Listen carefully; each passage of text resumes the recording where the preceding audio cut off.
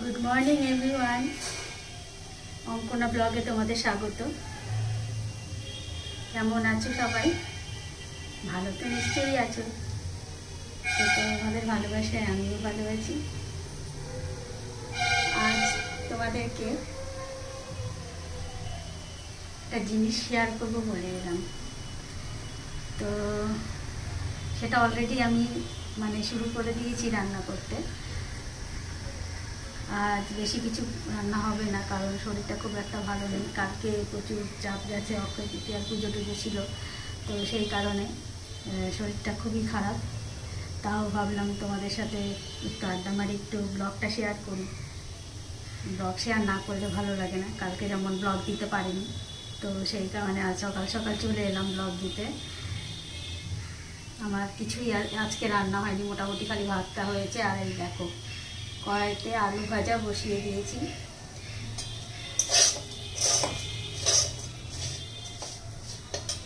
জানি না তোমরা এই আলুটা কি করে ভাজো। আমি এটা সাদা তেলে, এটাকে বলে সাদা আলু ভাজা। তো সাদা তেলে আমি এটা ছোট ছোট করে আলুগুলোকে কেটে নিয়েছি, একদম ছোট ছোট করে, ছোট ছোট ডুমডুম করে কেটে নিয়েছি। এই আলুটা মোটামুটি হালকা হালকা ব্রাউন কালার ভাজা হয়ে গেলে তারপরে আমি এর মধ্যে এই দেখো পোস্ত আর একটু চিনে বাদাম, ওটাকে পেস্ট করে রেখেছি। ওর মধ্যে দুটো লঙ্কাও দিয়েছি, কাঁচা লঙ্কা। তো এই আলুটা মোটামুটি দেখো আমি হালকা হালকা করে ভেজে নিয়েছি। এবারে এর মধ্যে আমি এই পোস্ত আর বাদাম বাটাটা দিব।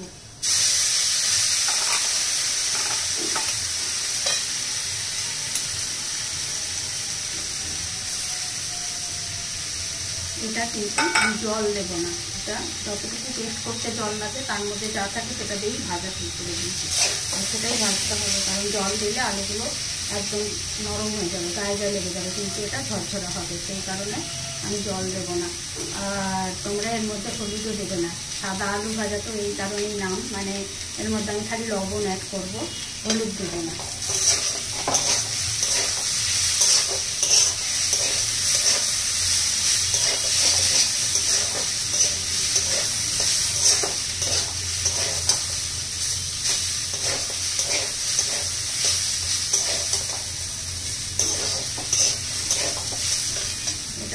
ফ্রাই হোক, তোমরা একটু আমাকে বলো তোমরা কে কোথা থেকে দেখছো আমার ভিডিওটা, প্লিজ কমেন্ট করে জানিও।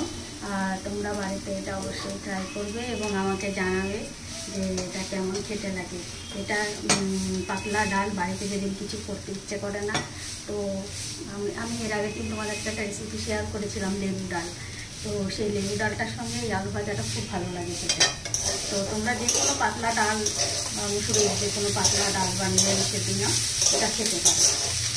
তো সেই পাতলা ডালের সঙ্গে এই আলু ভাজাটা দারুণ লাগে, ব্যাপক লাগে খেতে। একটু তেল আর একটু দিয়ে দিচ্ছি, ফ্রাইটা একটু ভালো করে হবে, সেই কারণে অল্প তেল দিয়ে দিচ্ছি।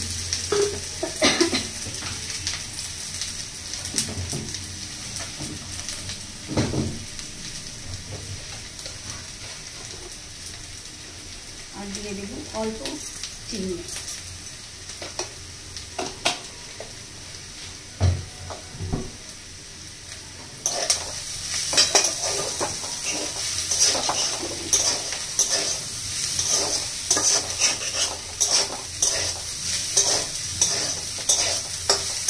এই দেখো ঝরঝরা হয়েছে, কেমন ফ্রাই হয়ে গেছে, ঝরঝরা একদম, গায়ে গায়ে লেগে থাকবে না, ঝরঝরা হবে আলু ভাজাটা, তবে খেতে ভালো লাগবে। সেই কারণে বললাম জল অ্যাড করবে না, তোমরা জল ছাড়াই এটাকে করার চেষ্টা করবে।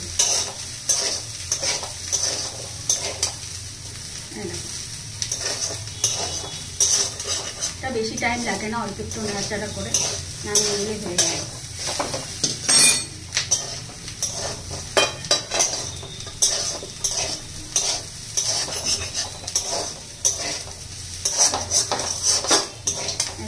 মোটামুটি রেডি আমার আলু ভাজা। তোমরা অবশ্যই ট্রাই করো বাড়িতে। হালকা ডালের সঙ্গে এটা খেতে বেশ লাগে, তো তোমরা এটা ট্রাই করে দেখো, ভালো লাগবে বেশ। যারা যারা আমার চ্যানেলটা সাবস্ক্রাইব করোনি, YouTube channel, Ankana blog, Ankana kitchen, ওটা একটু সাবস্ক্রাইব করে দিও। আর যারা আমার পেজটাও ফলো করোনি, অঙ্কনা ব্লগের পেজটা একটু ফলো করো প্লিজ। আর একটা লাইক শেয়ার কমেন্ট করতে অবশ্যই ভুলো না। তোমরা একটু সাপোর্ট করো, তাহলে করতে পারবো, নাহলে কী করে এগোবো বলো? তোমাদের সাপোর্ট দরকার ভীষণ।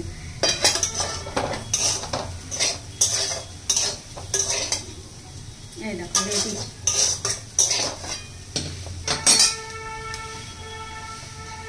ওকে, টাটা বন্ধুরা, সবাই ভালো থেকো, সবার শুভকামনা করে আজ আমি আমার ব্লগ এখানেই শেষ করছি। Tata, love you.